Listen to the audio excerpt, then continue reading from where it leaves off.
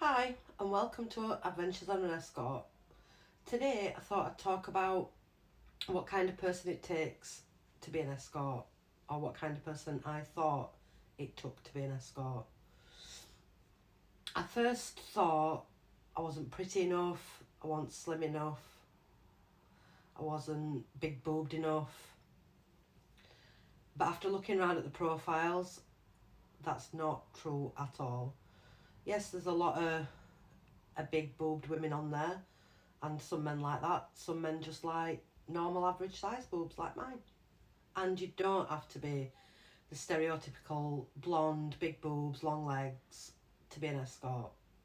There's different ages from 18 to, I think I've seen one at 70. Just lots and lots of different kinds of girls, so that you don't have to be stereotypically long-legged, skinny. We all bring different kind of things to the table in this job. So if you're asking yourselves, have you got what it takes to be an escort? What my personal thing is, what I think, you need to be strong-minded, strong-willed. There's a lot of good in it, but there's a lot of crap that goes into it as well. A lot of time wasting, a lot of time getting ready just for people not to show up. And just, yeah, you need to make sure that you're mentally fit to be able to do it. So before you set up a profile, you need to think of what services that you'd like to offer, what you won't do, what you will do. And you've got to think, this isn't prostitution. Nobody's paying you for sex. They're paying for your time. So it could be a dinner date, it could be somebody just wanting to sit and talk to you, take to the cinema. So just remember, it's the time that they're paying for, your time. What you choose to do in your time as two consenting adults, that's down to you. That's the difference between escorting and prostitution. Prostitution, they're paying for your sex. Escorting, they're paying for your time. On the topic of services, I plan to do an in-length video on GFE, girlfriend experience, PSE, porn star experience. There's a whole range of fetishes, what commonly I get asked to perform, what I don't want to perform, what I will never perform, just my personal preference. So just remember, all these services are what you're offering, what you feel comfortable in offering. Just because the client's paying you doesn't mean you have to do anything that you're not comfortable with. It's all your decision. So let's talk about setting up your profile. There's lots out there. I originally started on a free website, which, just to dip my toe in, I didn't really like. It didn't give me the clientele that I wanted. So I looked around and found a really reputable website that you have to pay to be on. And I found that better because you get a better class of clientele. You can aim it at specific people, what they want. They have to have reviews on other girls that's seen them, so you know they're genuine, you know they're alright.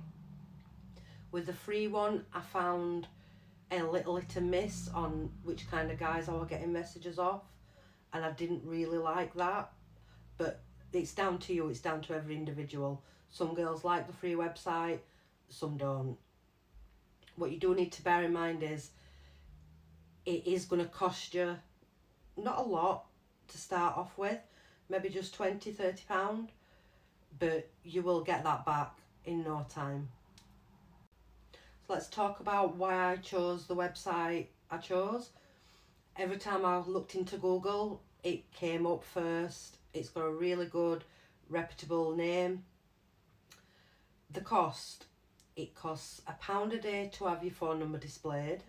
It costs £5 a day to mark you down as available to clients looking. I know it might seem like a lot. There's a private gallery, there's a movie gallery that you can make movies on. All these are subscriptions, so the clients have to pay for those. So it really pays for itself. I've got a really good catalogue of photos on. I can't remember the last time I put any money on mine, because I just keep selling the pictures and selling the pictures, selling my erotic stories, selling my movies. It really does pay for itself. In the beginning, you might feel like you're constantly putting money on.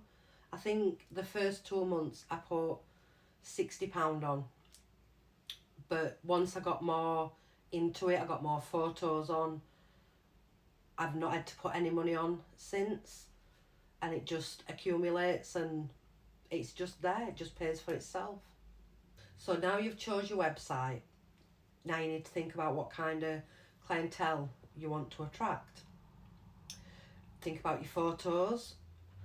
I personally don't have any explicit photos on mine. All mine are in lingerie. I personally don't show my face. A lot of girls do. Obvious reasons. Family might come across the website and I don't want my face showing. Then you've got to think about your write-up, what you're going to say about yourself, your height, your weight, your breast size, things like that. And it all goes down there and it all attracts a certain clientele. So about your description, what you really need to do is be honest with yourself. If you're a size 12, put you're a size 12. Don't say you're a size 10. The last thing you need after putting all that hard work in is a bad review on you not fitting your description. That won't do you any good whatsoever. It doesn't matter what size you are, what shape you are, there is guys out there for you, and for you for them, that you will want to see them too. It's funny how you think of yourself. I genuinely thought I wasn't slim enough. I know I've said this before, or I weren't pretty enough. But like I said, there's guys out there that want all shapes and sizes. When you're doing your write-up, try and make it sound like you're trying to connect with your client, like you're speaking to them. Me personally, my personality comes out in my write-up. The last thing I want is for clients to think that I will do something, but I won't do it. You see girls on there that say they will do X, Y and Z, a client will turn up and they won't do that, and that's when they get the bad reviews. With my profile, I've got about myself, my likes, my dislikes, and I'm honest with my dislikes. I won't do anything I don't want to do at any cost. It's about me and my clients. I like to make a connection through my words with my clients. The more they know about me, the more they divulge about themselves, and we make a connection. And it's not just a client escort connection, it's more like a friend connection. And personally, I like that. It gets me used to my client and my client used to me. That's why you get repeat clients, because they feel like they know you. You're taking the escort side away and it's more like friends. I get a lot of feedback from my clients saying that they feel like they know me before we've even met, and it makes them feel at ease as soon as they walk through the door. It's through my blogs, through my stories, through emails, through messages. I try and update my blogs at least 3 times a week, just to tell the guys what I've been doing, funny stories, what's happening in Charlotte's world, and it makes them smile. I sometimes write blogs about them, which they seem to like that a real lot. I write blogs about what happened in Meadowhall with people, just things, just everyday things, and it just builds us a connection, it builds us together, and it kind of builds a bond with your client. they feel more at ease. You certainly feel more at ease. It's not a business transaction. It feels like old friends. Having said all that, it is still a transaction between two adults. So they are still paying for my time. Don't think that because I say we're friends that they have freebies or things like that, because that don't happen. Yes, I might give them 5 or 10 minutes extra. They know what I want them to know about my life, just like I know what they want me to know. Just bear in mind, it still is a business. It's your business, and you need to run it how you want to run it, but make sure that you're not giving too much of yourself away. There is only so much my clients know about me, things that I want them to know, because obviously my life's still my life. I'm still got a life outside of escorting, so that I only tell them what I want them to know. Obviously they know I'm married. There's lots of other things that they don't know, which I'm sure there's lots of things I don't know about them. But you've still got to keep your personal business personal. So now let's move on to pictures. There's lots of girls out there that puts explicit pictures on. I personally don't. I think we should leave things to the imagination. I have sexy lingerie. Yes, I have naked pictures in my private gallery, what people have to pay for. I personally don't use filters. Me personally don't like them. I'm a businesswoman. This is my business. This is my brand. I want it to reflect me and not a filter. It is me on there 100%, and I would never put explicit pictures on because that's not what kind of person I am, and I don't want to be perceived as that kind of person that has explicit pictures on. That's just my personal opinion. You choose whatever pictures you want to put on, that's fine. The pictures you put on will be what you want to put on. Don't be thinking I'll put that on because that'll get me X amount of money. If you don't feel comfortable with the picture, don't put it on. That's my advice to you. Just don't put the picture on that you're not comfortable with. Like I said, there's plenty of girls out there that have different kind of pictures on, from face pictures to, as I've said again, really explicit pictures. And that's fine. They're obviously comfortable with that. They're happy with those kind of pictures. But you've got to remember to do what you feel comfortable with. Let's talk about rates. It starts from 15 minutes to overnight meets. A lot of girls don't like the 15 minutes. I personally do. The guys come, we have a chat, see if there's a connection there. They've only paid for 15 minutes. If they don't like me, if I don't like them, then we just leave. It's not like they've paid for an hour and they think, oh God, I've got to talk to her for an hour. 15 minutes is fine by me. How I did my pricing, I looked around my area, saw girls similar to my age, saw the prices, so I put my prices to match theirs, roughly. And then a few months later, I raised my prices a little bit, not much, but just a little bit.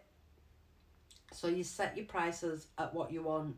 What I would say is don't go too low, because then you maybe get the different kind of clientele what you maybe don't want, or you do want, and then go low. Look in your area, look to see what other girls are offering. That's what I did. That's my advice for you to start with. Also, there's overnight stays. How much would you want to get paid to spend the full night with somebody? How many clients that you want to see in a day? This was always a big one for me. Always, am I mentally strong enough to see X amount of people in one day? Am I not? them days, you've got to think there's days where you're not going to have anybody. My maximum I'm comfortable with doing is 3 in a day. That's just my personal preference. Didn't used to be. It used to be 2. Some days it were 1. But on a good day, I'll see 3 clients.